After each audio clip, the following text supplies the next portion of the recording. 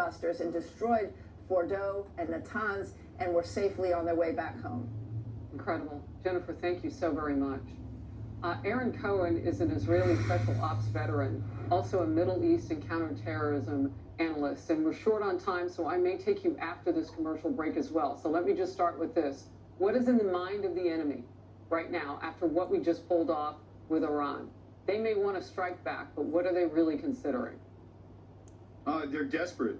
That's what's in their mind. They're firing blindlessly. They're firing blindly at Israel. They've got no target packages other than civilians. Harris, I want to say this real quick.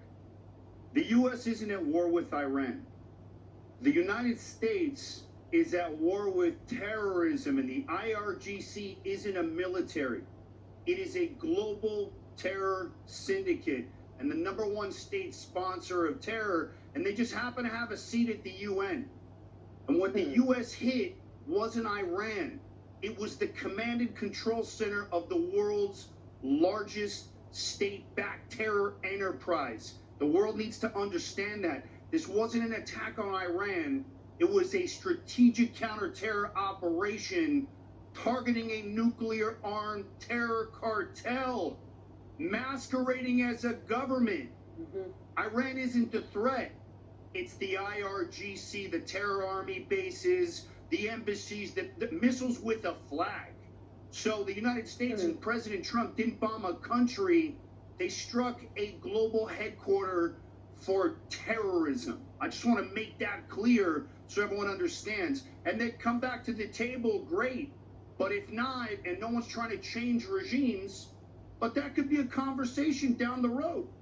That's where I'm at with that. All right, so where are you with the Iranian people right now? Because they know, they can see that they are not the target, and the world can see that the Israeli citizens are. So what does this mean in terms of the world of diplomacy right now? Because you have some state actors in that region, Joey Jones was just here talking about it, who are blaming us. She mentioned the UN, their chief's blaming us.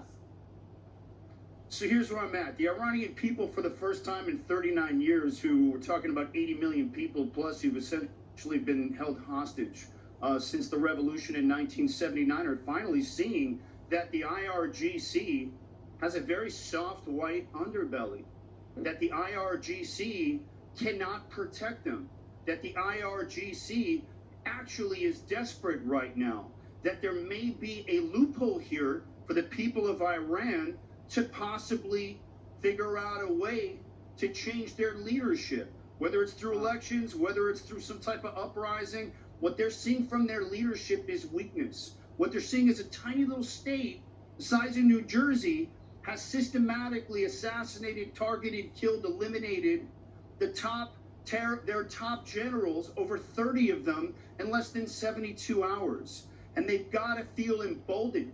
They've got to feel strength.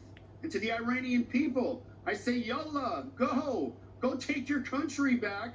The world is watching, and we all stand with you. Yallah. That's a word I've learned from you. Aaron Cohen, thank you very much. World leaders are reacting to the U.S. strike, and all eyes are on Iran's next move, as Aaron was just talking about. Iran's foreign ministry is reportedly meeting with Russian concerns about the Iranian nuclear program, and being very clear that Iran cannot have a nuclear weapon. The US has now taken action to alleviate that threat. It is important that we now de-escalate the situation, stabilize the region, and get the parties back around the table to negotiate.